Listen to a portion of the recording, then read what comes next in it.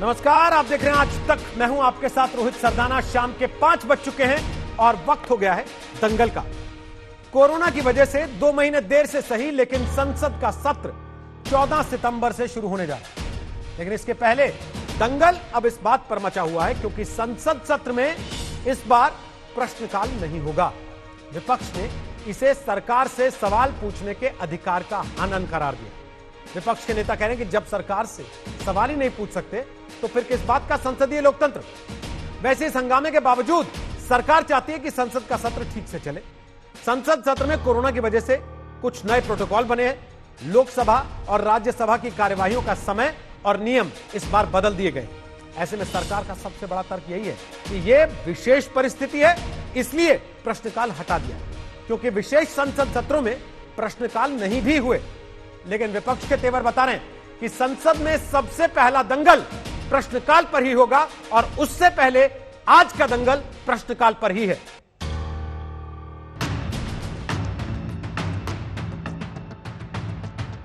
Corona की चुनौती के बीच संसद का मॉनसून सत्र शुरू होने जा रहा है, लेकिन 14 सितंबर से शुरू हो रहे इस सत्र के पहले ही तलवारें खिंच गईं।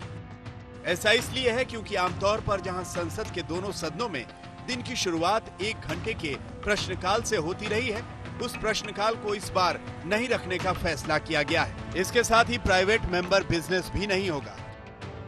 कांग्रेस के सांसद शशि थरूर ने ट्विटर पर लिखा, मैंने 4 महीने पहले कहा था कि बाहुबली नेता महामारी का बहाना लेकर लोकतंत्र और असहमति को कुचलेंगे। देर से हो रहे संसद सत्र में चुपके से घोषणा की गई कि प्रश्नकाल नहीं होगा। हमें सुरक्षित रखने के नाम पर इसे जायज कैसे ठहराया जा सकता है? सरकार से सवाल करना संसदीय लोकतंत्र के लिए ऑक्सीजन है। सरकार संसद को नोटिस बोर्ड बना देना चाहती है और अपने बहुमत के जरिए ये कुछ भी पास करा लेना चाहती है। टीएमसी के सांसद डेरेक ओब्रायन ने कहा, विपक्षी सांसदों ने सरकार से सवाल करने का अधिकार खोया है। 1950 के बाद पहली बार संसद का कुल कामकाज घंटा उतना ही है, तो क्यों प्रश्नकाल रद्द हो? महामारी का बहाना लेकर लोकतंत्र की हत्या हो रही है। दूसरी विपक्षी पार्टियों के सांसद भी प्रश्नकाल रद्द होने पर बिफरे हुए हैं, लेकिन सरकार कहती है कि कोरोना की वजह से ये जरूरी था। कि आप सब कुछ करो, हम सारे मदद करना चाहते हैं, लेकिन अब प्रश्नकाल या शून्यकाल से विपक्ष की बात नहीं है। विपक्ष सबको, मतलब ये सदन की जो मेंबर्स है सबको ये प्रॉपर्टी है और देश दुनिया की सारे मसला इसमें आ जाते हैं और इसके लिए प्रश्नकाल काफी अहमियत माना जाता है। अगर प्रश्नकाल नहीं है तो संसदीय लोकतंत्र की आत्मा मर जाती है। कितने सारे सवाल हैं अभी पूरे देश में, किस लिए हम जनप्रतिनिधि हैं? लोगों के सरोकार के सवाल ना पूछे। 1000 के लगभग जाने प्रतिदिन जा रही हैं। जब 100-125 केस था तो आपने लॉकडाउन अफरा तफरी मचा दी। अब 80,000 के आसपास 1 लाख हम कुछ दिनों में पहुंच जाएंगे प्रतिदिन केस का। वो सवाल ना पूछे जाए। मेरे ख्याल से सभापति जी ने और अध्यक्ष जी ने निर्णय लिया है। कोई ये नहीं, यह निर्णय कोई सरकार का नहीं है, उन्होंने निर्णय लिया है और लेने के साथ ही इस बात को ये कहा है कि राजनीति सकारात्मक होनी चाहिए, नकारात्मक नहीं। डेरेक ओब्रायन पुराने सांसद है, इस नाते उनको हमेशा संसद में भी टीएमसी की भाषा नहीं बोलनी चाहिए। इससे पहले संसद सत्र देर से बुलाने को लेकर सवाल उठे थे। बहरहाल इस बार संसद सत्र में सोशल डिस्टेंसिंग के प्रोटोकॉल की वजह से तय हुआ है कि लोकसभा पहले दिन सुबह 9 बजे से दोपहर 1 बजे तक बैठेगी, बाकी दिन दोपहर 3 बजे से शाम 7 बजे तक बैठक होगी। इसी तरह राज्यसभा पहले दिन यानी 14 सितंबर को दोपहर 3 बजे से शाम 7 बजे तक बैठेगी, लेकिन बाकी दिन सुबह 9 बजे से दोपहर 1 बजे तक बैठेगी। शनिवार और रविवार को छुट्टी नहीं होगी। 14 सितंबर से 1 अक्टूबर तक कुल 18 बैठकें होंगी। संसद के दोनों सदनों में शून्यकाल प्रतिदिन होगा। हिमांशु मिश्रा, दिल्ली, आज तक। तो आपको बता दें कि दंगल में आज हमारे साथ कौन कौन से खास मेहमान हैं। हमारे साथ होंगे सुधांशु त्रिवेदी, वो बीजेपी के प्रवक्ता हैं और राज्यसभा के सदस्य भी हैं। हमारे साथ अजय आलोक हैं, वो जेडीयू के नेता हैं, एनडीए की सहयोगी पार्टी है। हमारे साथ आशुतोष हैं, राजनीतिक विश्लेषक हैं, पत्रकार हैं, आम आदमी पार्टी में रह चुके हैं। और हमारे साथ अभय दुबे हैं, वो कांग्रेस पार्टी के नेता और प्रवक्ता हैं। अभय दुबे, क्या आप इस बात से सहमत हैं? सुधांशु त्रिवेदी जब तक आए, मैं पहला सवाल आपसे पूछ रहा हूं कि क्योंकि विशेष परिस्थिति है, इसलिए प्रश्नकाल स्थगित कर दिया जाए, ना हो संसद के सत्र में, सवाल ना पूछे जा सके? रोहित सरदाना जी वो रोज लेते हैं लोगों की सवालों से तलाशी, कभी उनसे अपने गिरेबा में झांसा नहीं जाता। इससे दुर्भाग्यपूर्ण बात कोई और नहीं हो सकती। मोदी सरकार जानती है कि उनकी तथाकथित सफेदपोश सरकार सवालों की आंच से झुलसने वाली है। आजाद भारत के इतिहास में कभी नहीं हुआ, और ये आप याद रखिएगा आज के शो को, ये भारतीय प्रजातंत्र को खत्म करने की शुरुआत मोदी सरकार ने आज कर दी है। कितनी शर्मनाक बात है। अगर आप रूल्स ऑफ कंडक्ट बिजनेस को पढ़ेंगे तो 32 से लेकर 40 तक ये डिफाइन किया है। उसमें राइट टू आस्क क्वेश्चन एक प्रोविजन ये भी है। किस प्रकार वो समाप्त कर देना चाहते हैं, वो जानते हैं कि पीएम केयर फंड के घोटाले पर लोग सवाल पूछेंगे। वो जानते हैं कि सांसद लोग इस बात पर सवाल करेंगे कि चीन भारत की सीमा में कितने अंदर तक घुस आया है, जिसको प्रधानमंत्री जी ने अस्वीकार किया है। वे जानते हैं कि इस कोरोना महामारी में भीषणतम भ्रष्टाचार हुआ है, उस पर लोग सवाल पूछेंगे। और आप जानकर हतप्रभ रहेंगे कि यही निर्मला सीतारमण जी के 5 मार्च 2018 के जवाब में सामने आया था कि चीन डोकलाम में नए परमानेंट मिलिट्री इंफ्रास्ट्रक्चर बना लिया है, जिसको सरकार कहती रही कि वहां चीन और भारत की सीमा अपने अपने स्थानों पर चली गई है। तो आजाद भारत के इतिहास में इससे दुर्भाग्यपूर्ण समय और कोई नहीं हो सकता। हम आग्रह करते हैं प्रधानमंत्री जी से, देश की संसद से और भारतीय जनता पार्टी की सरकार से कि प्रश्न पूछने के अधिकार को मत छीनिए। ये प्रजातंत्र का गला घोटने की तरफ बढ़ाया गया बड़ा कदम है। और याद कीजिए अंबेडकर साहब का 18 मई 1949 का वो वक्तव्य, जब उन्होंने कंस्टिट्यूएंट असेंबली में कहा था क्वेश्चन आवर्स को लेकर, उन्होंने कहा था कि ये आत्मा होगी, ये प्राण वायु होगी प्रजातंत्र की, अगर उसको छीन लेंगे तो ये मृत प्राय हो जाएगी। तो मुझे लगता है संसदीय इतिहास में इससे बुरा वक्त और कोई नहीं आ सकता किसी राष्ट्र। ठीक सर, आपने कहा आजाद भारत के इतिहास में ये सबसे काला है, तो सर इससे काला 1975 में हो चुका है, उस समय भी यही हुआ था। लेकिन ये कहा गया था विशेष सत्र है, विशेष सत्र में प्रश्नकाल नहीं। ठीक है, सुधांशु जी जवाब दे रहे हैं। इतिहास से प्रतिशोध नहीं ले सकते। मैंने कहा प्रतिशोध ले रहे हैं, मैं आपके साथ हूं। मैं तो कह रहा हूं सवाल पूछने का मौका होना चाहिए। मीडिया को जवाब नहीं देना चाहते, कम से कम सांसदों को तो दें। लेकिन जब आपने ये कहा कि आजाद भारत के इतिहास में इतना काला नहीं हुआ, तो सर मैंने आपको आपके वाला काला दिखाया केवल। अब सुधांशु त्रिवेदी, आपके ऊपर लगातार आरोप लगता है कि प्रधानमंत्री प्रेस कॉन्फ्रेंस नहीं करते, मीडिया के सवालों के जवाब नहीं देते, और अब यह आरोप कि संसद में सांसदों के सवाल का भी सरकार जवाब नहीं देना चाहती, इसलिए कोरोना की आड़ में प्रश्नकाल हटाया जा रहा है। बोलिए। देखिए, मैं सबसे पहले तो ये कहना चाहूंगा, जो व्यक्ति कोरोना की आड़ की बात यदि विपक्ष के लोग कहते हैं, तो कोरोना की आड़ है विश्व के ज्ञात इतिहास की सबसे बड़ी त्रासदी। जब से 200-250 साल से जीडीपी की कैलकुलेशन शुरू हुआ है, विश्व के 7 प्रमुख देशों की नेगेटिव ग्रोथ रेट। ऐसा कभी हुआ है? ऐसा कभी हुआ है कि लोकसभा, राज्यसभा और सेंट्रल हॉल में बैठेंगे? ऐसा कभी हुआ है कि आधे दिन राज्यसभा आधे दिन लोकसभा चलेगी? और आप क्या कह रहे हैं, इसीलिए सभापतियों ने निर्णय लिया है, लोकसभा अध्यक्ष और राज्यसभा के सभापति ने निर्णय लिया है, परिस्थिति को ध्यान में रखते हुए, क्योंकि राष्ट्रीय हित के कार्यों की प्रमुखता है। और रही बात प्रश्न पूछने की, पूरी स्वतंत्रता है, मैं पूछना चाहता हूं, पिछला सत्र जब शुरू हुआ तब तो कोई कोरोना काल नहीं था। वो सत्र कौन सा था? बजट सत्र था ना। तो पहले दिन जब आप लोग राष्ट्रपति के अभिभाषण पे आए थे, काली पट्टी बांध के किसके लिए आए थे? आर्थिक विषयों के ऊपर आपत्ति करने के लिए, कि बेरोजगारी के नाम पर, कि अर्थव्यवस्था के आंकड़ों के नाम पर? ना, सीए एनआरसी सांप्रदायिक मुद्दा। जब संसद का बजट सत्र चल रहा था तो सत्र रोककर डिस्कशन किस पे होना चाहिए था?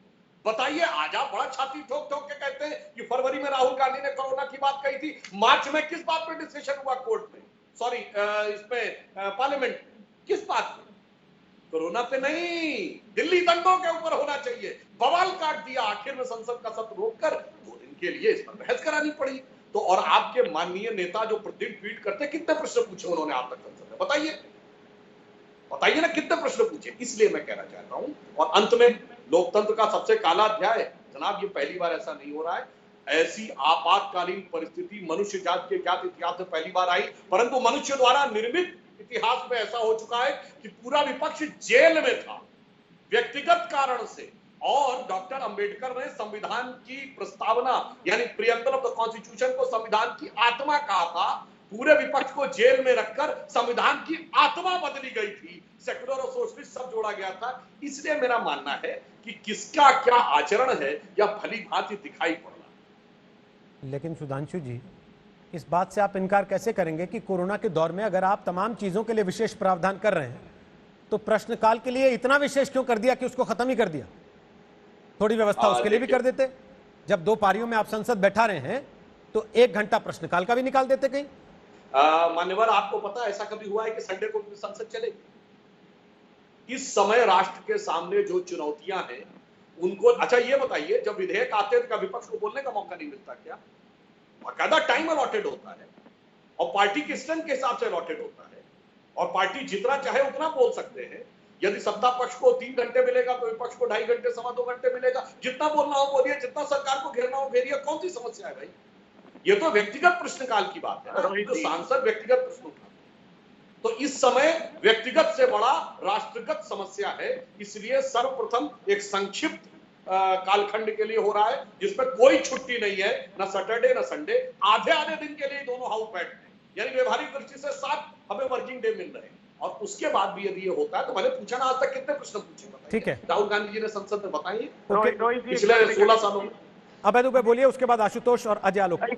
बोलिए अभय दुबे। पहले तो मैं बधाई देता हूं, धन्यवाद देता हूं कि आज सुधांशु जी ने स्वीकारा कि भीषणतम बेरोजगारी और अर्थव्यवस्था बदहाल हो गई। उन्होंने कहा कि उस पर चर्चा क्यों नहीं कराते। मैं पूछना चाहता हूं, भारतीय जनता पार्टी शासित जो राज्य हैं वहां पर क्या क्वेश्चन आवर्स को हटा दिया गया है? अभी मेरे मध्य प्रदेश में सदन प्रारंभ होने वाला है, अभी छत्तीसगढ़ में समाप्त हुआ, किसी राज्य सरकार में समाप्त नहीं हुआ। एकमात्र आपको महामारी का भय सता रहा है सुधांशु त्रिवेदी जी। ये महामारी का भय नहीं है, ये आपकी आर्थिक दृष्टिकोण से जो नाकामी है और भीषणतम भ्रष्टाचार है उस पर मात्र पर्दा डालने के लिए ये प्रश्नकाल को समाप्त किया जा रहा है। और ये प्रजातंत्र की समाप्ति का पहला कदम है। मैं फिर कहता हूं, आपसे आग्रह, आप तो खुद सांसद हैं, आप उस प्रश्नकाल के महत्व को नहीं समझते। 250 प्रश्न लिए जाते हैं रोहित सरदाना जी, जिसमें से 20 प्रश्नों के जवाब देने होते हैं और 230 का उनको लिखित में जवाब देना होता है। आप इसका महत्व तो समझिए। हम कदम दर कदम इस प्रजातंत्र की ओर बढ़ रहे हैं और आपने एक एक कदम बीते 6 साल में प्रजातंत्रीय व्यवस्था को समाप्त करने के लिए आगे बढ़ाया है। ये देश जब इतिहास लिखा जाएगा तो वो क्षमा नहीं करेगा। आपने ऐसा प्रचलन और ऐसी परिपाटी डालने की दृष्टता आज की है। उन्होंने आपसे एक सवाल पूछा, आपने उसको तो गोली कर दिया। उन्होंने आपसे बड़ा पॉइंटेड सवाल पूछा। आपके नेता ने कितने सवाल पूछे हैं संसद में? देखिए, मैंने कहा आपको कि रोज 250 प्रश्नों के जवाब दिए जाते हैं प्रतिदिन। सुधांशु त्रिवेदी जी, आप सांसद हैं, ये इमटेरियल है कि कौन नेता क्या पूछता है, लेकिन महत्वपूर्ण सवालों के जवाब इस प्रश्नकाल से आए हैं, जिसके कारण भारत को एक प्रशस्त मार्ग मिला है। मैंने एक उदाहरण आपको 3 का दिया था। हमको सवालों के आधार पर पता लगता है, जैसे आपने 2018 में ही एक सवाल, अभी 2020 अगस्त में एक सवाल का जवाब दिया था कि टिकटॉक से कोई थ्रेट नहीं है हिंदुस्तान को। तब देश के लोग जान पाए कि आपने सिर्फ राजनीतिक उद्देश्यों के लिए, आपकी छवि को बचाने के लिए निर्णय लिया है। तो महत्वपूर्ण प्रश्नों के जवाब इस प्रश्नकाल से आते हैं और ये आत्मा है देश की स्वस्थ प्रजातंत्रीय व्यवस्था की। इस शरीर में से आत्मा को निकालने की धृष्टता मत कीजिए। अभय जी, अब एक बात और स्पष्ट कर देता हूं। अभय जी, प्रश्न पूछने पे कोई रोक नहीं। आप भी इतने वरिष्ठ नेता हैं, आपको पता होना चाहिए कोई भी सांसद लिखित में प्रश्न किसी से भी पूछ सकता है और लिखित में उसका उत्तर देने को संबंधित मंत्रालय बाध्य है और कोई रोक नहीं है कि सांसद वह अपना प्रश्न और उसका उत्तर मीडिया में सार्वजनिक नहीं कर सकता है। पूरी स्वतंत्रता है, जो प्रश्न पूछिए लिखित में जवाब आएगा और आप चाहे तो उसको मीडिया में जारी कर दीजिए। यहां पर सिर्फ संसद का वह कार्य समय बचाने की बात है, क्योंकि सिर्फ 4 घंटे व्यवहारिक दृष्टि से 7 ही दिन, मतलब 14 दिन चलेंगे तो 7 दिन का समय मिलने वाला है। इसलिए मैंने यह बात कही। और फिर मैं एक बात आपसे कहना चाहता हूं, पिछला सत्र था ना, बताइए ना आपने अर्थव्यवस्था पे, बजट पे कितने प्रश्न पूछे? हम पूछना चाहते ना। चलिए, आप अपने नेता का नहीं बताना चाहते, पार्टी का बताइए ना। ये तथाकथित बेरोजगारी और ये सब आपने कहा, हमने ये थोड़ी कहा, हमने कहा वैश्विक समस्या है। कोरोना जैसी महामारी कभी नहीं हुई डॉक्यूमेंटेड हिस्ट्री में। ठीक। आप बता दीजिए कितनी बार आपने बजट सत्र में बजट का प्रश्न उठाया? ओके। बताइए, आप प्रश्न बताइए। ओके। प्रश्नकाल में उठाए गए कितने ओके। प्रश्न थे? हम भी वहां बैठे हुए थे। ओके। कितने लोग बजट में प्रश्न उठाते थे? ठीक है, अभय जी के पास जाऊं वापस, उसके पहले आशुतोष और अजय आलोक। आशुतोष, क्या सरकार प्रश्न पूछने के अधिकार को कुचल देना चाहती है संसद में भी, जैसा विपक्ष कह रहा, या वाकई एक विशेष परिस्थिति है? पहली बात तो आपका यह सवाल गलत है, और इसलिए सवाल यह गलत है क्योंकि लोकसभा और राज्यसभा के अंदर जो है वहां फैसले करने का जो एब्सोल्यूट राइट है वो सिर्फ स्पीकर और सभापति के पास है। तो अगर कांग्रेस पार्टी को किसी बात पर आपत्ति है तो कांग्रेस पार्टी को स्पीकर महोदय के पास जाके या सभापति महोदय के पास जाके अपनी आपत्ति दर्ज करानी चाहिए और उनसे कहना चाहिए कि भाई जो काम आप कर रहे हैं ये लोकतंत्र के हिसाब से ठीक नहीं है। अब दूसरा सवाल यह है कि क्या स्पीकर महोदय अपने स्तर पर फैसला कर रहे हैं या सरकार के परामर्श से सलाह करने के बाद कह रहे हैं, ये मैं जनता के लिए छोड़ देता हूं। अभी मैं थोड़ी देर से मैं सुधांशु जी को सुन रहा था। अगर सुधांशु जी की बातों से जो मुझे लग रहा है, मुझे तो ऐसा लग रहा है कि इस देश की संसद के अंदर सवाल पूछने का अधिकार भी खत्म हो जाने वाला है, क्योंकि अगर आप कोरोना का बहाना ले रहे हैं तो फिर मेट्रो क्यों शुरू होने वाली है, मार्केट क्यों शुरू होने वाला है, अनलॉक क्यों शुरू होने वाला है, ये सारे ऐसे सवाल हैं। दरअसल दिक्कत आज की तारीख में क्या हो गया है कि अगर आप कुछ भी सवाल पूछो सरकार से, बोले राहुल गांधी ने क्या राहुल गांधी इस देश की संसद है क्या राहुल गांधी सवाल पूछेंगे तो संसद का रेलिवेंस बना रहेगा, और राहुल गांधी अगर सवाल नहीं पूछेंगे तो संसद का रेलिवेंस खत्म हो जाएगा। अगर बीजेपी और सत्ताधारी पार्टी का एकमात्र लक्ष्य अगर राहुल गांधी है तब तो इस देश के लोकतंत्र का भगवान ही मालिक है। मैं इतनी से बात कर सकता हूं। मैं ये कहना चाहता हूं कि जो 4 घंटे के लिए आपने कहा उसको 5 घंटे के लिए कर देते, कौन सी दिक्कत थी? प्रश्नकाल में दरअसल ऐसे सवाल पूछे जाते, जैसे सवाल ये पूछा जाता कि क्या चीन की सेना भारत के जमीन पर कब्जा किया या कब्जा नहीं किया है, तो इसका जवाब स्पष्ट तौर पर देना पड़ता है इनको, और अगर देना पड़ता तो इनकी दिक्कत हो जाती। तो इस तरीके के कई सारे सवाल हैं। मेरा स्पष्ट तौर पर मानना है कि अभी भी कांग्रेस पार्टी को बजाय मोदी सरकार को घेरने के स्पीकर के पास जाना चाहिए, मजबूती के साथ अपनी बात रखना चाहिए और यह स्पष्ट कर देना चाहिए कि अगर संसद के अंदर प्रश्नकाल नहीं चल रहा है तो फिर संसद काल और संसद सत्र चलने का भी कोई मतलब नहीं है। आज एक बड़े अखबार में इसके संदर्भ में जो खबर छपी आशुतोष जी, उसमें गुलाम नबी आजाद का कोट है, और उनके कोट से ऐसा लगता है कि उन्हें इस बाबत पूरी जानकारी थी। जो संसद के सत्र को चलाने की प्रक्रिया बन रही थी, जो तैयारी की जा रही थी, जो व्यवस्थाएं दी जानी थी, उनको पूरी जानकारी थी। क्या अजय आलोक, कांग्रेस पार्टी ने सही प्लेटफॉर्म पर, सही समय पर, सही जगह, सही तरीके से विरोध नहीं किया और अब वो उसका लाभ लेना चाहते हैं? अजय आलोक बोलिए अपनी बात, फिर सुधांशु जी आपके पास आ रहा हूं। देखिए रोहित जी, कांग्रेस पार्टी को आदत हो गई है सेल्फ गोल करने की।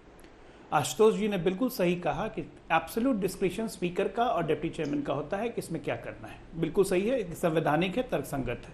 आपने भी बिल्कुल सही कहा कि गुलाम नबी साहब का बिल्कुल ऑन रिकॉर्ड बयान आ चुका है कि आज से नहीं, पिछले 10 दिन से नहीं, 2 महीने से लोकसभा के स्पीकर भी और राज्यसभा के चेयरमैन भी उनके संपर्क में थे, और किन मुश्किल परिस्थितियों में इस संसद का संचालन स्पीकर को करना पड़ेगा, किन प्रेशर के तहत, यह बयान आया है गुलाम नबी आजाद साहब का।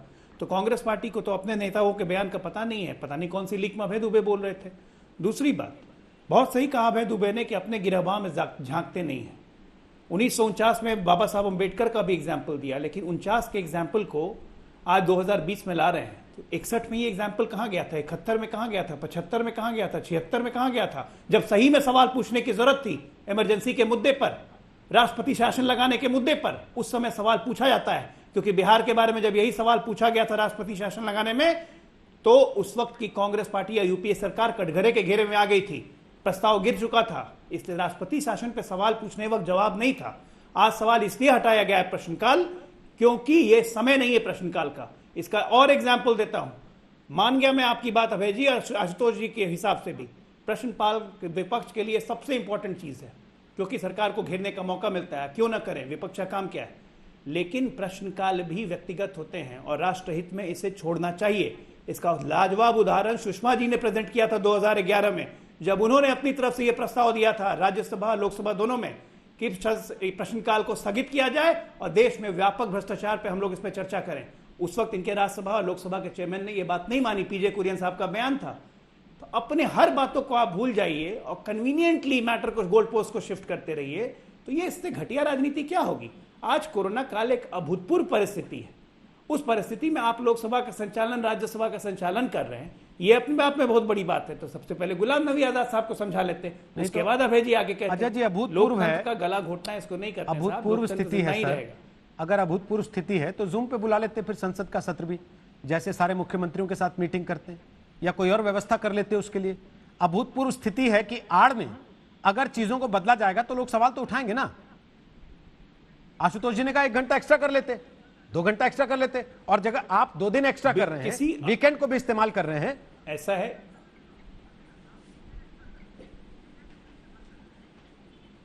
आधा आधा सत्र इस्तेमाल किया जा रहा है। हाफ सेशन लोकसभा की हो रही है, हाफ सेशन राज्यसभा की हो रही है। मैं आपको इसलिए बताता हूं, हाल में अभी ये कह रहे थे भैया भेजे कि किसी भी विधानसभा में ऐसा नहीं हुआ, बिहार विधानसभा में हुआ।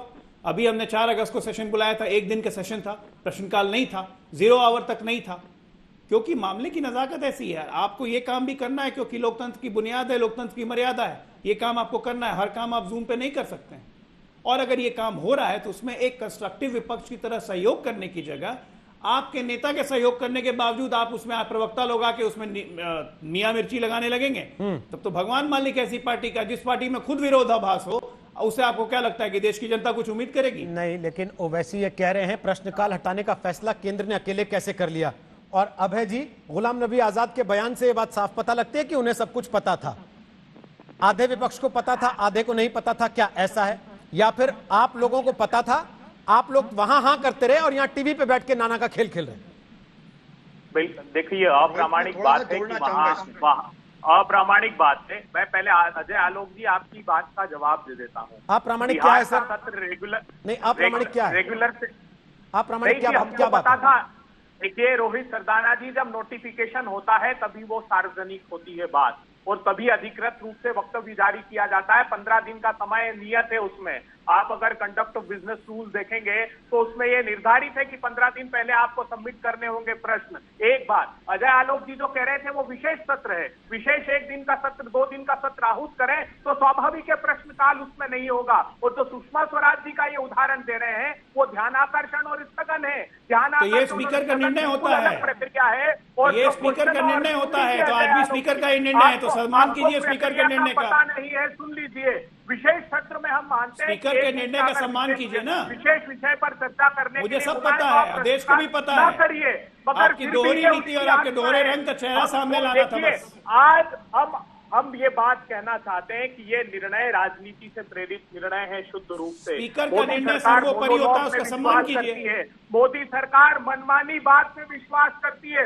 आज तक प्रधानमंत्री जी ने एक प्रेस कॉन्फ्रेंस नहीं की। रोहित सरदाना जी जैसे मूर्धन्य पत्रकार हैं, पूछिए इनसे कि किसी प्रेस कॉन्फ्रेंस में गए हो और एक प्रश्न उनसे किया हो। तो ये जो उनका व्यवहार है वो परिलक्षित करना चाहते हैं सदन में, और सदन की आत्मा को सदन में से निकाल देना चाहते हैं। राहुल गांधी जी प्रेस कॉन्फ्रेंस कर रहे हैं। परिस्थिति है। अजय आलोक जी, राजनीतिक दल कोई भी हो, कम से कम रक्षार्थ व्यक्तिगत प्रश्न को अगर आप सदन की आत्मा बताते हैं तो ये सदन का अपमान है। सरकार के अंदर शेष हो, व्यक्तिगत प्रश्न कभी सदन की आत्मा नहीं हो सकती है। गलत बात आप कर रहे हैं। उनकी संगत में रहकर आप गलत बात कर रहे हैं जी। आपकी भी व्यक्तिगत प्रश्न कभी सदन की आत्मा नहीं बन सकती है, मगर इसको जस्टिफाई नहीं किया जा सकता। ये तो हमने राइट टू इंफॉर्मेशन तक लेकर आए। व्यक्तिगत प्रश्न सिर्फ कांग्रेस की आत्मा बन सकती है, बाकी दलों की नहीं। व्यक्तिगत प्रश्न सिर्फ कांग्रेस पार्टी जैसे पार्टियों की आत्मा हो सकती है, सदन की आत्मा नहीं बन सकती। इसको नकार नहीं सकती। आप अगर अंबेडकर जी का कॉन्स्टिट्यूएंट असेंबली को पढ़ेंगे तो उन्होंने विश्व की सारी सदनों का उदाहरण देकर कहा था कि क्वेश्चन आवर्स का इंपॉर्टेंस क्या है, जानने के अधिकार का महत्व क्या है। अंबेडकर जी की आत्मा को तो आपने जीते जी मार दिया। अभी सुधांशु जी ने बताया ना आपको। अजय आलोक जी, अंबेडकर जी का तो वध आपने 1975 में ही कर दिया था। सुधांशु जी ने बताया कि नहीं, इस पे तो कुछ जवाब नहीं देते हैं। सर, मैं एक चीज के लिए रोक रहा हूँ, मैं आपको थोड़ा सा रोक रहा हूँ एक चीज बताते हुए। अभय जी, आप लगातार बोल रहे हैं, मैं सुन भी रहा था। तार्किक बात नहीं आज कर रहे की हैं। जहां अखबार में कोट्स छपे हैं आपके नेताओं के, अधीर रंजन चौधरी लोकसभा में जो आपके नेता हैं, उन्होंने चिट्ठी लिखी ओम बिरला साहब को, स्पीकर को, कि क्वेश्चन आवर और 0 आवर के साथ छेड़छाड़ ना की जाए। ठीक, लेकिन जबकि उनके सहयोगी और राज्यसभा के नेता गुलाम नबी आजाद ने कहा कि सत्र असाधारण परिस्थितियों में बुलाया जा रहा है और सामान्य दिनों जैसा बिजनेस हो पाना आधे दिन में यह असंभव है। और मैं जानता हूं कि कितना प्रेशर इस समय चेयरमैन और स्पीकर पर है। उनको सभी सदस्यों की सुरक्षा का भी, सेहत का भी ध्यान रखना है। 2 महीने से चेयरमैन और स्पीकर इस पर काम कर रहे हैं और मुझसे बात भी कर रहे हैं। क्यों नहीं बोले वहां पर आप लोग? या गुलाम नबी आजाद सहमत है, अधीर रंजन सहमत नहीं है? यहां पर भी आप लोग दो मुंह वाली बात कर रहे हैं, एक तरफ कुछ और बोलेंगे, दूसरी तरफ कुछ और। बिल्कुल कतई नहीं। देखिए, गुलाम नबी आजाद साहब ने क्या कहा, अधीर रंजन चौधरी साहब ने क्या कहा, लेकिन प्रजातंत्र सर मैंने पढ़ के सुनाया, अब इसको तो अप्रामाणिक मत कहिए, सब अखबारों में छपा है आज के। मैंने क्या कहा आपसे कि जब नोटिफिकेशन होता है, अगर उसमें ये ज्ञात होता है कि उतना भी समय नहीं है, तो ये स्पष्ट हो गया कि सरकार का इरादा नहीं था। सरकार जानकारियां छुपाना चाहती थी। सरकार नहीं चाहती थी कि देश उनसे सवाल करे कि वो कैसे पीएम केयर्स फंड में घोटाला हो रहा है, कैसे सीमा की संप्रभुता सुरक्षा को दांव पर लगा दिया गया है, और प्रधानमंत्री भी चाइना के पक्ष में उनके प्रवक्ता बनकर खड़े हो गए हैं। ये सच्चाई सामने नहीं आ जाए आज। सर क्या गुलाम नबी आजाद इस बारे में सवाल नहीं पूछना चाहते थे जो उन्होंने सरकार से हामी भर दी? सुधांशु त्रिवेदी आपके पास आ रहा हूं, अपनी बात रखिए, उसके बाद आशुतोष जी आपके पास आऊंगा। बोले सुधांशु। देखिए, एक तो बात में बिल्कुल तकनीकी है, जैसे आशुतोष जी और अन्य मित्र कह रहे थे 1 घंटा रख देते, 1 घंटे में कितने प्रश्न हो सकते थे? 6 या 7 ज्यादा से ज्यादा।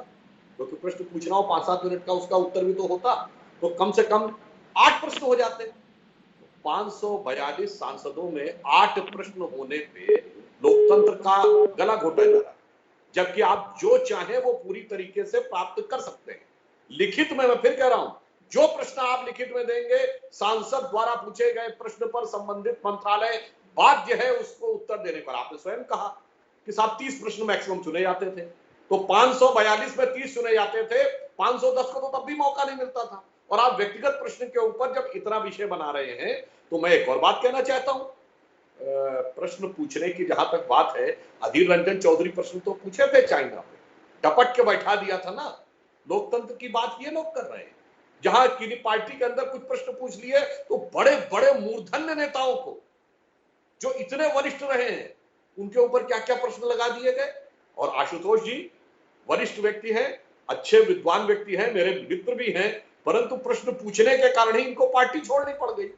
ये जिस पार्टी में थे उसमें लाइन लगा के प्रश्न पूछने के कारण। तो अब ये लोग जब आकर कहते हैं साहब लोकतंत्र की बात, प्रश्न पूछना क्या, 6 या 7 लोगों को प्रश्न पूछने को मिले 850 सांसदों में से, और लिखित में सबको अभी भी अधिकार है, मैं पुनः कह रहा हूं। ठीक है, मगर नहीं साहब, वो मुझे वहां खड़े होके, और व्यक्तिगत है कि राष्ट्र के हित में, जैसा अजय आलोक जी ने कहा, कौन तय करेगा? ठीक है, आपको ये पूछने लगे फला इमारत के बनने पे कितना खर्च हुआ। एक चीज बता देता हूं, आज के समय में क्या प्रासंगिक नहीं, जिस चीज पे झगड़ा हो रहा है, मैं आपको एक डेटा दे देता हूं, बस एक डेटा दे देता हूं। बीजेपी के 284 सांसद 16वीं लोकसभा में, उन्होंने 227 सवाल पूछे। कांग्रेस के 50 सांसद, उन्होंने 275 सवाल पूछे।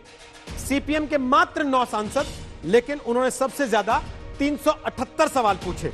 बीजेडी के 20 सांसद, उन्होंने 216 सवाल पूछे, और टीएमसी के 37 सांसद, उन्होंने 65 सवाल पूछे। और टीएमसी इसी समय लगातार सवाल उठा भी रही है कि क्यों आप हमारी आजादी का हनन कर रहे हैं। लेकिन एक चीज जो बार बार कही जा रही है वो ये कि भाई ये विशेष परिस्थिति का सत्र है, तो ऐसी विशेष परिस्थिति में क्या क्या हो रहा है। वैसे ये पहला मौका होगा जब नियमित संसद सत्र में हमेशा प्रश्नकाल हुआ करता है, लेकिन इस बार नहीं होगा। प्रश्नकाल के लिए 15 दिन पहले प्रश्न बताना पड़ता है, जिसका सवाल अभी अभय दुबे उठा रहे थे कि नोटिफिकेशन नहीं हुआ तो भला कोई सांसद सवाल कैसे बताता। विशेष सत्र की स्थिति में प्रश्नकाल रद्द हुए हैं, जिनका जिक्र अभी हमारे मेहमान कर भी रहे थे। अजय आलोक ने खास तौर पर कुछ जिक्र किया। लेकिन लोकसभा और राज्यसभा चलेगी कैसे? पहले दिन सुबह 9 बजे से दोपहर 1 बजे तक लोकसभा बैठेगी, यानी कि पहला हाफ, और बाकी दिन दोपहर 3 बजे से शाम 7 बजे तक लोकसभा बैठेगी, यानी कि सेकेंड हाफ में लोकसभा बैठेगी, कार्रवाई चलेगी। राज्यसभा पहले दिन शाम की पाली में चलेगी 3 बजे से 7 बजे तक, और उसके बाद बाकी के दिन राज्यसभा का समय जो है वो तय कर दिया गया है सुबह की पाली में। वो सुबह संसद के सदन की कार्रवाई 9 बजे से 1 बजे तक बाकी के दिनों में चलेगी। शनिवार और रविवार को अब संसद सत्र में छुट्टी नहीं होगी, क्योंकि बाकी दिन आधे आधे समय दोनों सत्र काम कर रहे हैं, तो ऐसे में उसको अकोमोडेट करने के लिए वीकेंड पर भी काम होगा। 14 सितंबर से 1 अक्टूबर तक कुल 18 बैठक इस बार संसद के सत्र में होंगी। तो यह विशेष परिस्थिति है जिसमें इस बार संसद का सत्र हो रहा है। आशुतोष जी, अब आप बोलिए कि गुलाम नबी आजाद अगर ये कहते हैं कि मैं संपर्क में था और उन्हें यह बात पता थी, और अधीर रंजन चौधरी ये कहते हैं कि साहब ये करना ठीक नहीं है, तो ये किसकी कमी है? विपक्ष की कमी है, कांग्रेस पार्टी की कमी है, या सरकार की कमी है? देखिए रोहित, सबसे पहले तो मैं ये बता दूं कि जो संसद होता है, विधानसभा होता है, उसका कार्यकाल तय कैसे होता है। उसके लिए स्पीकर की मदद के लिए, परामर्श करने के लिए एक बिजनेस एडवाइजरी कमेटी होती है। जो लोकसभा की बिजनेस एडवाइजरी कमेटी होती है, उसके जो स्पीकर महोदय होते हैं, चेयरपर्सन होते हैं, उनके अलावा उसमें 14 और सदस्य होते हैं। इसके अलावा 5 स्पेशल इन्वाइटीज होते हैं, और ये जो स्पेशल इन्वाइटीज होते हैं इसमें जो parliamentary affairs minister, minister of state for parliamentary affairs और minister of state for parliamentary affairs, इसके अलावा 2 और लोग होते हैं। इसका मतलब आप ये मान के चलिए कि अमूमन 20 लोग होते हैं। ये लिस्ट अगर आप देखेंगे तो इसमें चौथे नंबर पर अधीर रंजन चौधरी का नाम है। इसका मतलब यह है कि जब इस संसद सत्र के बारे में, संसद कैसे चलेगा, इसकी कार्यप्रणाली कैसे होगी, इसका बिजनेस कैसे चलेगा, इस बारे में जब बातचीत हुई होगी तो निश्चित तौर पर उसमें अधीर रंजन चौधरी इस बैठक में रहे होंगे। अगर उस बैठक में रहे होंगे तो बुलाया गया होगा तो निश्चित तौर पर उसमें रहे होंगे। अगर रहे होंगे तो उन्होंने इस बिजनेस एडवाइजरी कमेटी में क्या स्टैंड लिया, यह स्पष्ट होना चाहिए। क्या उन्होंने प्रश्नकाल हटाए जाने का विरोध किया या विरोध नहीं किया? अगर विरोध नहीं किया है और कांग्रेस पार्टी अगर बाहर आकर अगर आलोचना करती है तो गलत बात है। अगर विरोध किया है तो अधीर रंजन चौधरी को वो चिट्ठी जनता के सामने रखनी चाहिए। यह बात स्पष्ट है कि प्रश्नकाल होना चाहिए, यह मैं ये बुनियादी तौर पर मानता हूं, क्योंकि प्रश्नकाल जो है वो संसद के सत्र का और संसद की जो बिजनेस का की आत्मा होती है। वहां पे कोई भी सदस्य सरकार को जो है वो कटघरे में खड़ा कर सकता है, सवाल पूछ सकता है। लेकिन कांग्रेस पार्टी को भी सवाल का जवाब देना चाहिए कि बिजनेस एडवाइजरी कमेटी में मीटिंग में अधीर रंजन चौधरी मौजूद थे या नहीं मौजूद थे, और जब ये फैसला हो रहा था तब उन्होंने इसका विरोध किया था, विरोध नहीं किया था। और अगर उस वक्त फैसला नहीं हुआ, बाद में फैसला हुआ है, तो फिर यह सवाल स्पीकर महोदय से पूछा जाना चाहिए, उन्होंने ये काम क्यों किया। क्योंकि संसद के अंदर स्पीकर सार्वभौम होता है, वहां पे देश के प्रधानमंत्री भी चाहे तो वो संसद की जो कार्य है उस पर इंटरफेयर नहीं कर सकते। हालांकि ये सैद्धांतिक बात। ओके, अब अदू पे जवाब दीजिए, फिर एजालोक आपके पास आना। बोलिए अदू पे जल्दी से छोटा सा जवाब। देखिए, जो बिजनेस एडवाइजरी कमेटी का निर्णय जरूरी नहीं है कि वो स्पीकर हूबहू स्वीकार रहे। स्पीकर अपने विवेक से भी उस पर निर्णय लेते हैं। एक बात और मैं ये कहना चाहता हूँ कि जो रोहित सरदाना जी आपने बताया कि 18 सीटिंग्स होगी, तो सिर्फ एक दिन बढ़ाने की आवश्यकता थी। अगर एक दिन और ऐड कर लेते तो प्रत्येक 1 घंटा आप ऐड किया जा सकता था प्रश्नकाल का। हमारा साफ आरोप है कांग्रेस पार्टी का कि इरादा ठीक नहीं है सरकार का, वो जानकारियां छुपाना चाहती है, वो अपनी अकर्मण्यता पर, भ्रष्टाचार पर पर्दा डालना चाहती है, सिर्फ और सिर्फ इसलिए ये प्रश्नकाल को उन्होंने स्थगित किया है या नहीं करने का फैसला किया है। जहां तक हमारे नेताओं का प्रश्न है तो वो अधिकृत रूप से भी हम अपने ऑब्जेक्शन फाइल करेंगे। ठीक है, सुधांशु, अजय आलोक पहले बोले, फिर सुधांशु जी के पास आना। बोलिए अजय आलोक। नहीं, मेरा बिल्कुल ये स्पष्ट मानना है कि स्पीकर को सारे पावर निहित हैं कि सदन को कैसे संचालित करना है। बिजनेस एडवाइजरी कमेटी में जितने दल हैं, स्पीकर सारे दलों से जिसके मेंबर हाउस में हैं उसे कंसल्ट करके ही अपना निर्णय लेते हैं। और अगर अधीर रंजन चौधरी ने विरोध दर्ज नहीं किया हो या विरोध दर्ज किया हो, इस पे स्पीकर के निर्णय पे कोई फर्क नहीं पड़ने जा रहा है। अधीर रंजन चौधरी जी ने चिट्ठी भी लिखा है। सवाल इस बात का है कि अधीर रंजन चौधरी जी विरोध दर्ज करते हैं, गुलाम नबी आजाद जी सपोर्ट दर्ज करते हैं कि मैं साथ में हूं। यह विरोधाभास की मैं बात कर रहा था।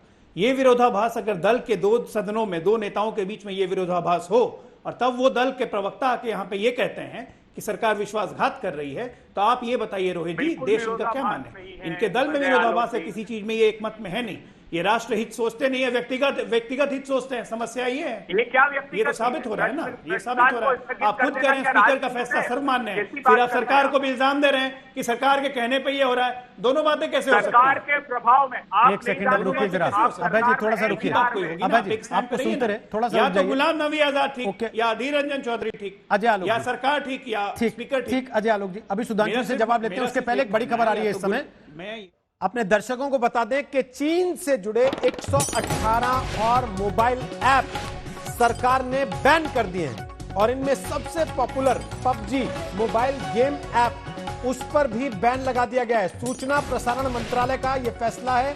अब से कुछ मिनट पहले यह बड़ी खबर सरकार की तरफ से राष्ट्रीय सुरक्षा पर खतरे के मद्देनजर यह बैन लगाया गया है। पबजी समेत 118 मोबाइल ऐप पर बैन लगा दिया गया। आपको बता दें कि पॉपुलर मोबाइल गेम ऐप है पबजी, जिस पर अब सरकार ने बैन लगा दिया है। पिछली बार जब चीन के साथ तनाव की स्थिति पैदा हुई थी, तब भी कुछ मोबाइल ऐप बैन किए गए थे, जिसमें टिकटॉक सबसे बड़ा शिकार माना गया था उस बैन का। और अब पबजी को भी बैन कर दिया गया। लंबे समय से इस पर भी बैन लगाए जाने की मांग की जा रही थी। वापस अपनी चर्चा पर लौटते हुए सुधांशु त्रिवेदी, क्या कहना चाहते हैं आप? उंगली उठा रहे थे, बोलिए। देखिए, मैं ये कहना चाहता हूं कि जो कुछ विषय सामने आ रहा है, इसके तो दो पक्ष है। एक तकनीकी पक्ष है और एक राजनीतिक। तकनीकी पक्ष में जैसे अभी आशुतोष जी ने कहा, यदि उन्होंने आपत्ति दर्ज की थी तो तथ्यात्मक होगी ना, बयानबाजी नहीं होगी जैसे मीडिया में होती। आप तथ्य सामने रख देते अधीर रंजन चौधरी, मैंने ये रीजंस के आधार पर कहा। अब जहां तक राजनीतिक पक्ष की बात है, तो कांग्रेस पार्टी तो सदैव अंतर्विरोधों से ग्रस्त रही है। जीएसटी का मामला हो तो इनके मंत्रियों ने, राज्यों के मंत्रियों ने जो अंतर्लिखित में minutes of the meeting sign किए, बाहर बयान उसके एकदम उलट। याद करिए उस जमाने में भूमि अधिग्रहण बिल पे इनके रेवेन्यू मिनिस्टर के जो लिखित में साइन है और बाहर उसके बयान एकदम उलट है। कोई भी मुद्दा हो, याद करिए अभी राम जन्मभूमि का मुद्दा था तो एक तरफ राजीव गांधी जी ने बनवाया था, एक तरफ इनके वकील बाबरी के वकील थे। सरकार के प्रभाव की बात इनको क्यों नजर आ रही है? जो छाती ठोक के अभी कह रहे थे राम मंदिर के मुद्दे पे कि सरकार ने कोर्ट से निर्णय कराया था, उनकी नजरें ऐसी होंगी, उनको हर चीज सरकार का प्रभाव नजर आ रही होगी। संसदीय व्यवस्था के अंतर्गत जैसे कमेटियां बनती है, उसमें सभी दलों के प्रतिनिधि होते हैं, सबको अपनी बात कहने का पूर्ण हक होता है। परंतु इनको, जिसको न्यायालय भी सरकार के प्रभाव का नजर आता हो, उसको हर चीज सरकार के प्रभाव में नजर आ रही है। इसमें कौन सी समस्या की बात है? तो ये इनकी दृष्टि का दोष है। मैं पुनः बात कर रहा हूं, प्रश्न पूछने पर कोई आपत्ति नहीं है, केवल और केवल इस समय की जो परिस्थिति। चलिए, आपने 4 घंटे कहा था, 4 घंटे में कितने प्रश्न पूछे जाते हैं? मैक्सिमम 25-30, तो 750 में 25-30, उससे आपको संतुष्टि है? जबकि मैं कह रहा हूं हर एक सांसद जो चाहे लिख के पूछ सकता है। पर सुधांशु जी, समस्या नहीं। सांसद प्रश्न तो चिट्ठी लिख के, एक सेकंड सुधांशु जी, लिख के तो प्रश्न उस समय भी पूछ सकता है सांसद जब कोई संसद का सत्र ना चल रहा। जी, जब वो बाहर हो तब भी चिट्ठी लिख के पूछ सकता है कि भाई हमें इसका जवाब चाहिए मंत्रालय से, और मंत्रालय को देना पड़ता है जवाब। लेकिन जब संसद का सत्र बैठता है तो सर क्या केवल बिल पास करने के लिए बैठता है? हाँ, अब आपने जो बात, अच्छी बात कही, जब बिल पास होता है तो क्या बहस नहीं होती है क्या?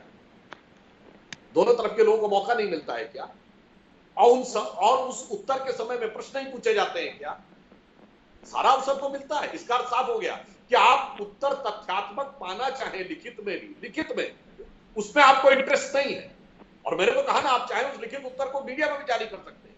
आपको सिर्फ वहां पर इस समय की विशेष परिस्थिति में सुगम संचालन की बजाय आपका जो भी राजनीतिक मंतव्य हो, मैं कोई आरोप नहीं लगा रहा हूं, उसमें आपका इंटरेस्ट ज्यादा नजर आ रहा है, बजाय इस अत्यंत आपातकालीन अपरिहार्य परिस्थिति में राष्ट्रहित के विषयों के ऊपर बिल पास करवाने में। उसमें जो बोलना हो आप बोलिए, पूर्ण स्वतंत्रता रहती है और लाइव टेलीकास्ट होता है, पूरा देश देखता है उसको कि किसने क्या बोला। अभय दुबे बोलिए, फिर आशुतोष जी आपके पास, बोलिए अभय दुबे। देखिए सुधांशु जी, आप एक विद्वान प्रवक्ता हैं, मगर शायद उतना संसदीय अनुभव नहीं, इसलिए बार बार कह रहे हैं कि लिखित प्रश्न कर सकते हैं। ये वही तो प्रावधान था।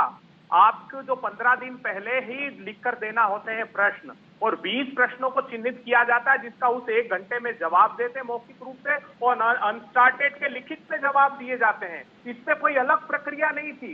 मैं तो इस बात को दुर्भाग्यपूर्ण तरीके से देखता हूं कि आप अपनी नाकामी पर पर्दा डालने के लिए प्रतिपक्ष की आलोचना करते हैं कि प्रतिपक्ष ने पहले ऐसा किया था, अरे प्रतिपक्ष ने ये सब किया था, तो आपको ये अधिकार मिल जाता है कि आप प्रश्न पूछने का अधिकार छीन लें देश से। ये दुर्भाग्यपूर्ण बात है। आपको भी दृढ़ता से इसका समर्थन करना चाहिए। एक सांसद होने के नाते, कम से कम एक अच्छे सांसद होने के नाते, आपको ये दृढ़ता से बोलना चाहिए देश के सामने, ये अधिकार है, इस अधिकार को समाप्त मत कीजिए। कितने दिनों तक आप पर्दा डालेंगे? और मुझे लगता है कि अगर ये परंपरा आपने बरकरार रही तो आज रोहित सरदाना जी लिख लीजिए, आगे के सत्रों में इनका व्यवहार यही होगा जो आज ये लोग कर रहे हैं। आशुतोष, आपको लगता है आगे कभी संसद में प्रश्नकाल नहीं होगा? क्योंकि कोरोना में नहीं हुआ तो आगे के लिए भी खत्म हो जाएगा। कांग्रेस पार्टी को तो लगता है अगर मोदी दोबारा जीत गए तो फिर कभी चुनाव भी नहीं होगा देश में। कई नेता ऐसी बातें कह चुके हैं।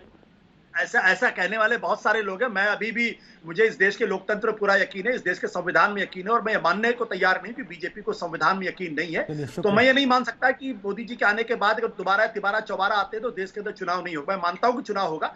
जहां तक प्रश्नकाल का सवाल है, अगर ये एक्सेप्शनल सिचुएशन है तो चलो इसको मान लिया जाना चाहिए, लेकिन अगर ये परंपरा बन जाती है तो बहुत बहुत दुखद है। हालांकि मेरा अभी भी यह मानना यह है कि प्रश्नकाल को अगर सरकार या स्पीकर महोदय अगर रखते तो इसमें कोई कुछ भी हानि होने वाली नहीं थी। 4 घंटे की जगह आप 5 घंटे कर सकते थे, 20 सवाल की जगह आप 10 सवाल कर सकते थे, और 1 घंटे की जगह आप आधे घंटे भी कर सकते थे।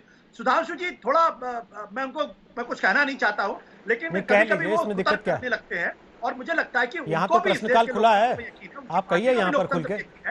और मैं सिर्फ एक ही बात कहना चाहता हूँ, और वो ये है कि काश अगर आज अटल बिहारी वाजपेयी, लाल कृष्ण आडवाणी अगर संसद के अंदर होते तो भी क्या प्रश्नकाल नहीं होता? ये अपने आप में बड़ा सवाल है। जी, जब लाल कृष्ण आडवाणी और अटल बिहारी वाजपेयी थे तो उनको कौन सा आपने बख्श दिया था? तब आप कहते थे कि नहीं ये खराब है। अब मोदी आ गए तो वो अच्छे लगने लगे। मोदी के बाद कोई और आएगा तो शायद आप कहने लगेंगे नहीं मोदी बड़े अच्छे थे। ऐसा तो नहीं है सर? नहीं, मैंने तो ना तो सोनिया गांधी को बख्शा है, ना मनमोहन सिंह को बख्शा है, ना राहुल गांधी, ना प्रियंका गांधी को बख्शा है। इसका फैसला तो हम जनता पे छोड़ देते हैं सर। इसका फैसला हम जनता पे छोड़ देते हैं सर, आपने किसको बख्शा और किसको नहीं बख्शा, इसका फैसला जनता पे छोड़ देते हैं। खैर, ये बहस का मुद्दा नहीं है। सवाल यह है कि संसदीय परंपरा का निर्वहन होना चाहिए, और संसदीय परंपरा के अंतर्गत जो सवाल पूछना, जो प्रश्नकाल है, ये बहुत जरूरी है, इसका होना चाहिए। सुधांशु त्रिवेदी, जवाब दीजिए। फिर मैं बोलता हूं, संसदीय परंपरा व्यवस्था की बात कही, अभय जी ने स्वयं ही स्वीकार कर लिया कि सिर्फ तारांकित प्रश्नों को ओरल जवाब देना होता है। सदन में खड़े होकर मंत्री को अतारांकित प्रश्नों का लिखित में जवाब जाता है। तो बहुत साफ हो गया ना कि केवल आप उन प्रश्नों की बात कर रहे हैं। और रही बात, इस समय आपका अधिकार है, बताइए, इस समय खुले में घूमने का अधिकार है, बगैर मुंह पे मास्क रख के बैठने का अधिकार है, किसी व्यक्ति के बगल में बैठने का अधिकार है, सामूहिक भोज करने का अधिकार है, सिनेमा में जाने का अधिकार है, संसद में आप मिलने आने का अधिकार है, रैली करने का अधिकार है। बताइए ना। इसलिए मैं कह रहा हूं कि जब इस प्रकार की बात करते हैं तो हमारे मित्र आशुतोष जी ने जो बात कही वो बिल्कुल सही बात कही, परंतु जो लोग अब इतने सारे अधिकार, आज श्रृंखला गिनाई जा सकती है कि जो सब मूलभूत अधिकार है वो नहीं है। आज आप पे कोई अस्पृश्यता का आरोप, वरना कोई कहता हमको छूने नहीं दे रहे, मेरे ऊपर छुआछूत का एक्ट लगा दो, आज नहीं लगा सकते ना।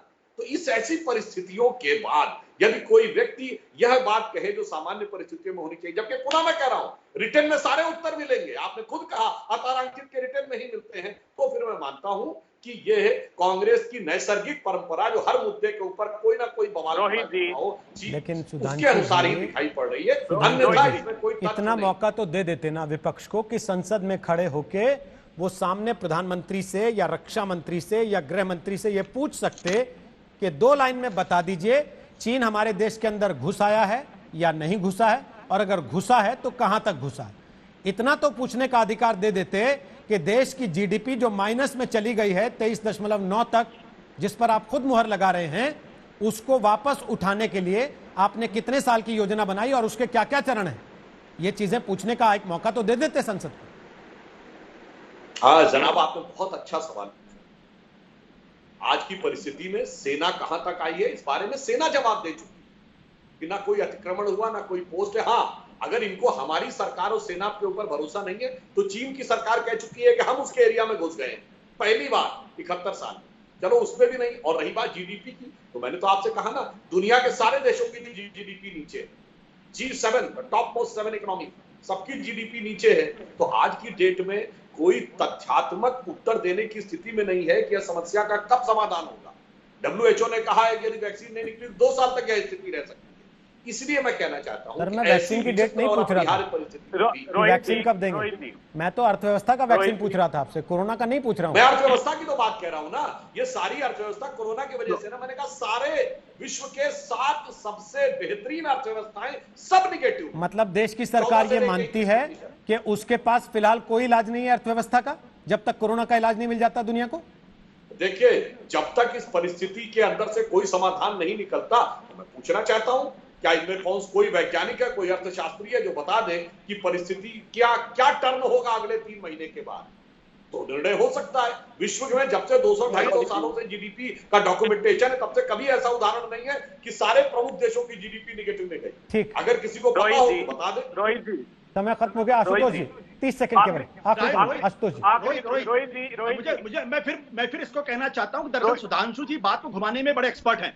चाइना की जीडीपी प्लस में है, वियतनाम की जीडीपी प्लस में है, तो ये ना कहें कि प्रमुख जीडीपी जो है दुनिया की सारी नेगेटिव में है। मैं सुधांशु जी से उम्मीद नहीं कर रहा था कि वो जो है वो इस तरीके की बातें करेंगे। अमेरिका G7 की जीडीपी जरूर नेगेटिव है, लेकिन चाइना वियतनाम दो ऐसे देश हैं जिनकी जीडीपी प्लस में है। सुधांशु जी, ये कोरोना के पहले की स्थितियां हैं। 8 क्वार्टर से लगातार चलिए सर, 45 साल। मैं आज आपसे सवाल पूछा था, क्या कोरोना काल में संसद सत्र में प्रश्नकाल ना रखना ठीक है? आपके जो जवाब हमें मिले उनमें 58% लोगों को लगता है हाँ ठीक है, 42% लोगों को लगता है कि नहीं, ऐसा नहीं होना चाहिए।